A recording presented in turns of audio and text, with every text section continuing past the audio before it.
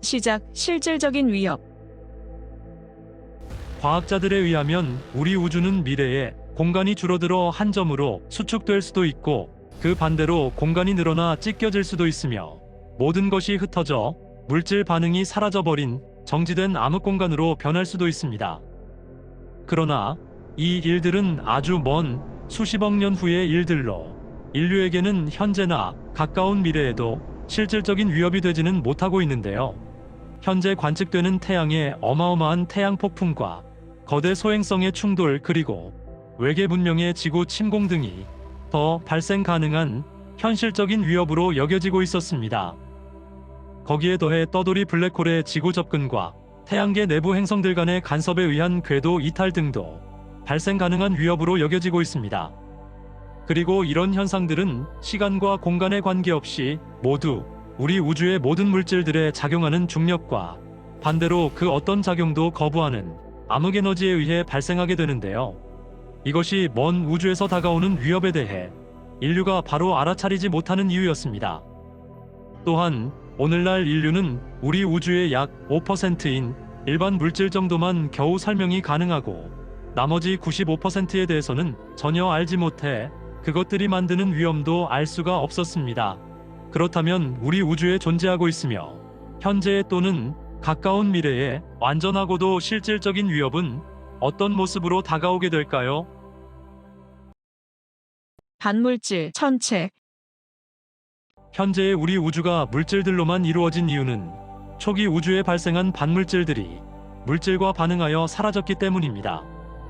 실제로 이 반물질은 물질과는 거울을 보는 것처럼 모든 것이 동일하나 플러스와 마이너스처럼 전기적 성질만 반대여서 둘이 만나면 서로 달라붙게 되고 에너지를 방출하며 질량이 0인 빛의 형태로 소멸하기 때문입니다. 그러나 이렇게 사라진 줄 알았던 반물질들은 1955년 미국 캘리포니아 대학교의 초대형 입자가속기 베바트론에서 양성자의 반물질인 반양성자가 최초로 실제 모습을 나타냈으며, 이듬해인 1956년에는 반중성자가 생성되기에 이르렀습니다. 그리고 2011년 유럽 입자가속기 세르는 이 반물질에 대해 우리 우주 초기에는 반물질이 물질의 양과 동일하게 존재하였으며 현재에도 완전히 소멸되지 않고 우리 우주의 어딘가에 물질의 양만큼 남아있을 것이라는 연구 결과를 발표하였습니다.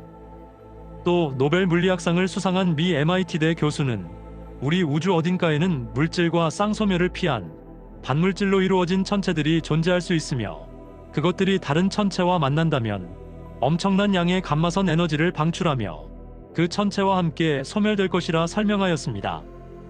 그리고 최근의 과학자들은 우리 우주에서 회전속도와 자기장이라는 두 종류의 극단적인 조건이 결합된 천체인 펄사의 표면에서 방출된 입자들이 자신의 강력한 자기장에 의해 광속에 가깝게 가속이 되고 충돌하여 반물질들이 생성되는 것을 발견하였는데요. 이는 아인슈타인의 E는 mc의 제곱이 나타내는 질량이 에너지로 변환되는 과정의 반대인 에너지가 질량으로 변환되는 과정이었습니다. 그리고 2022년에는 찬드라 X선 망원경에 의해 지구에서 1600광년 거리의 지름이 20km이고 1초에 3번 회전하며 초속 450km로 이동하는 펄사 PSR J20304415가 발견되었는데, 이 천체는 그 길이가 무려 7광년, 즉 68조 킬로미터나 되는 물질과 반물질 입자로 구성된 기다란 감마선 빔과 그 주변에 거대한 헤일로가 있었습니다. 이것은 펄사가 이동 중 은하의 물질들과 만나 펄사에서 만들어진 반물질 입자가 성간 공간으로 방출된 것이었으며, 이렇게 우주 공간으로 방출된 반물질들은 우주 전역에 퍼지고 뭉쳐져 천체를 이루게 되며 결국엔 지구에도 쉽게 도달할 수 있음이 확인되었습니다. 그러나 반물질들은 전기적 성질을 가지고 있어 자기장이 발생하면 경로가 쉽게 바뀌게 되어 우리 태양계에 진입하여도 그 경로를 찾기가 어려워 그 출처를 추적하기가 어렵게 됩니다. 그런데 만약 이 반물질 천체가 먼 우주가 아닌 지구 근처를 지나가거나 태양과 충돌한다면 물질, 반물질 소멸로 태양 질량 전체가 한순간에 감마선 에너지로 방출되는데, 반물질 1g이 소멸하면 히로시마 핵폭탄의 3배에 달하는 TNT 43,000톤의 폭발력으로 태양이 소멸하며 나오는 에너지는 상상이 불가능할 정도로 막대하여 우리 태양계는 빛의 속도로 사라져버릴 것입니다. 이 사건은 지구에서 1600광년 거리에서 반물질을 내뿜는 중성자별의 발견으로 현실적이고 실질적인 위협이 되고 있습니다. 죽음의 거품. 2012년 유럽 입자물리연구소 세르는 대형 입자 충돌기 LHC를 이용하여 양성자를 거의 빛의 속도로 충돌시켜 파괴된 양성자의 조각에서 입자들의 질량을 부여하고 사라진 힉스 입자의 실체를 확인하게 되었습니다. 그래서 과학자들은 이를 바탕으로 우리 우주의 질량이 있는 모든 것에는 힉스 입자가 관여하고 있으며 이 힉스 입자들은 우주의 텅 빈 공간, 즉 진공에 존재하고 있어 우주 전역의 모든 입자들에게 질량을 부여한 후 바로 소멸하게 된다 설명하였는데요. 그 이유는 만약 질량이 양성자의 134배에 달하는 입자가 존재한다면 우리 우주에 존재하는 모든 물질의 원자는 구성조차 되지 않기 때문이었습니다. 이런 이유로 2013년 미국의 페르미 연구소는 이 힉스 입자의 질량을 근거로 인류의 과학적 성취로 계산한 결과 현재 우리가 살고 있는 우주는 극도로 불안하며 어느 한순간에 붕괴될 수도 있다는 결론에 도달했다고 발표하였는데요. 그 증거는 세른의 대형강 입자 충돌기의 반복 실험 결과로 힉스 입자의 에너지 상태가 매번 다르게 검출되어 힉스 입자의 에너지 상태가 불안정한 상태라는 것이 확인되었기 때문이었습니다. 다시 말하면 힉스 입자의 에너지가 불완전한 상태여서 우리 우주를 구성하는 질량을 가진 입자들도 불안정한 상태에 근접해 있다는 설명이었습니다. 그래서 우리 우주에서 어떤 거대한 에너지가 방출되는 천문학적 이벤트가 발생하여 여기에 힉스 입자가 반응을 하게 되면 우주 전체의 진공 중 어느 한 부분에서 일종의 거품이 발생하고 이것은 빛보다 빠른 속도로 팽창해 나가면서 주변의 모든 물리적 공간을 파괴하여 우리가 아는 우주는 공간과 시간마저도 사라지게 되는데요. 이것을 스티븐 호킹은 힉스 입자에 의해 우주의 공간 자체가 붕괴되어 생겨난 죽음의 버블이라 불렀으며 우리 우주를 완전한 멸망에 이르게 할 것이라 주장하였습니다.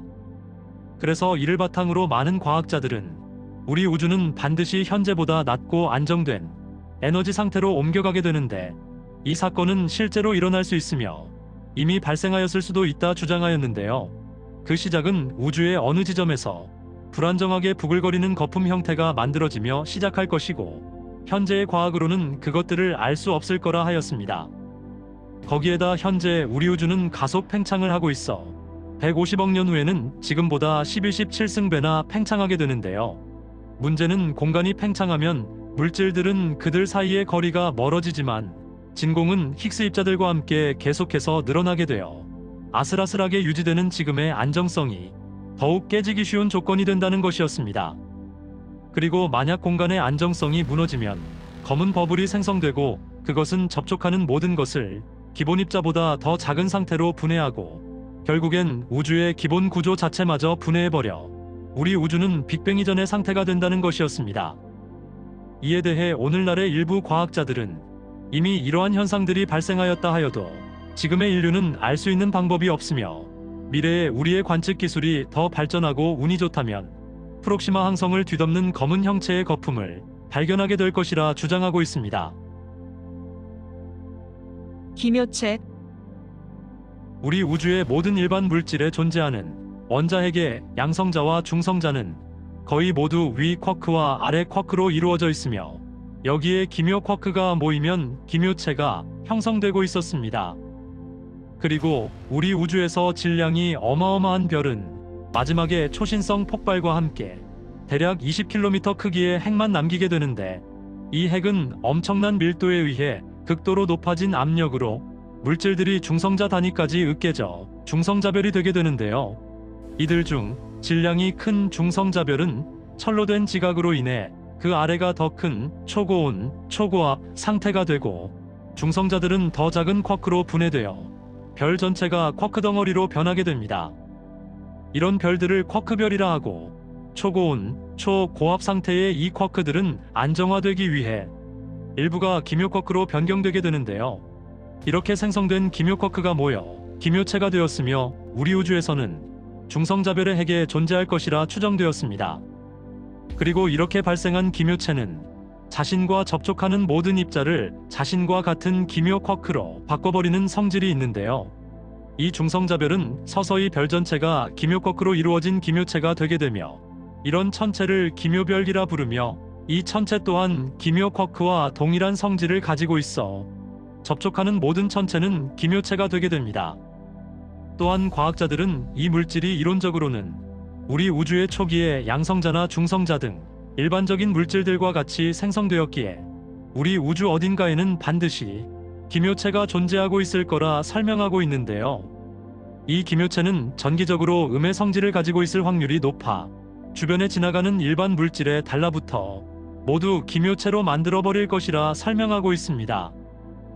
그리고 이런 기묘체는 존재하는 것 자체가 큰 위협으로 쿼크별 전체가 기묘별이 되면 철로 된 표면의 지각이 사라지고 거대한 기묘체는 더욱 불안정해져 결국엔 폭발하고 기묘체의 조각으로 분해되어 우주 전역으로 흩어지게 되는데요. 만약 이들 중 한 조각이라도 지구에 떨어진다면 지구의 모든 물질들은 기묘체가 되기 시작하고 마침내 지구는 크고 뜨거운 거대한 검은 덩어리로 바뀌게 될 것입니다. 그리고 더욱 심각한 문제는 우리 우주는 빅뱅과 같은 에너지를 내뿜는 천문학적 이벤트가 끊임없이 일어나고 있다는 건데요. 이때에 방출되는 무시무시한 에너지들이 중성자별과 충돌하면 그 핵에서 기묘체가 생성될 수 있으며 이런 초고에너지들은 그들끼리 충돌하여도 기묘체가 만들어질 수 있기 때문입니다. 만약 이 초고에너지가 지구의 대기권에 부딪힌다면 거기에서도 기묘체가 생성되어 지구에 떨어질 수도 있는데요. 이때에 지구의 과학자들은 아주 특이한 우주선 하나가 떨어진 것으로 관측하게 될 것입니다. 그리고 만약 기묘체 조각이 우리 우주를 떠돌다가 초고에너지 우주선과 만나 결합하게 되면 아예 빛의 속도로 전 우주에 퍼져나가게 될 것이고 현재 우리 인류의 관측 기술로는 이 물질들을 관측할 수가 없어 지금까지 운 좋게 모르고 지내왔던 것처럼 앞으로도 어쩌면 수세기 동안은 지구의 운명이 운에 맡겨지게 될 것입니다. 긴 시간 시청 감사합니다.